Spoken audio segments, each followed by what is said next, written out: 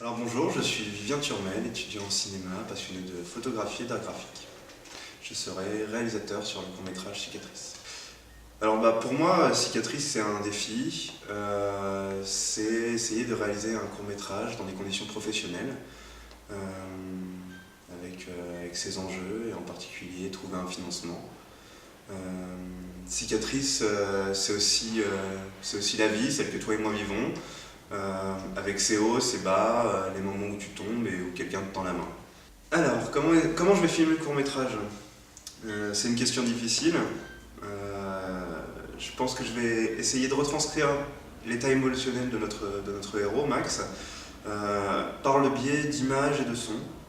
Donc ça peut être aussi bien des ambiances lumineuses que des cadrages plus ou moins serrés, mais aussi un énorme travail sur l'ambiance sonore, sur l'atmosphère, avec parfois des effets très subjectifs, comme une sorte de cocon sonore pour le personnage qui peut soit tantôt le protéger, tantôt l'oppresser.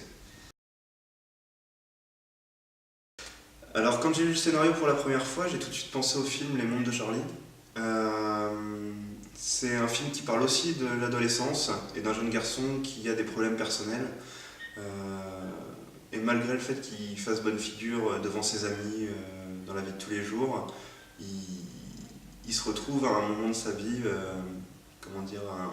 à un point de rupture où son monde va s'écrouler et où du coup il va avoir besoin d'aide.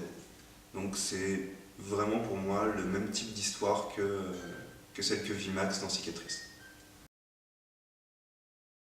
Alors les acteurs, ça va être une part vraiment importante du film, parce que forcément les personnages sont quand même assez difficiles à jouer, ça va être très subtil, parce que je veux pas du tout tomber dans le surjeu. Je veux pas qu'on soit dans quelque chose qui tire sur le pathos, qui soit tir aux larmes, etc. Moi je vois bien le personnage de Max qui sont un peu ambigus, donc avec un acteur qui puisse avoir à la fois un visage très impassible,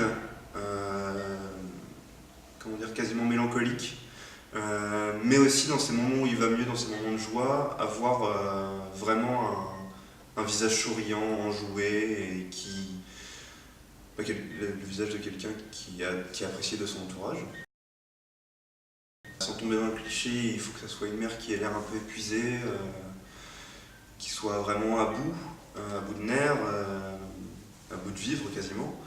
Et il faut que ça puisse se ressentir déjà physiquement, mais aussi dans son jeu, dans sa manière de bouger, etc. Une jeune fille qui ait beaucoup de charme, sans pour autant être un canon de beauté. Elle doit être un peu marginale.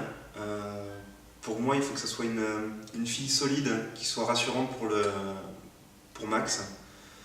Que ce soit une épaule sur laquelle il puisse s'appuyer.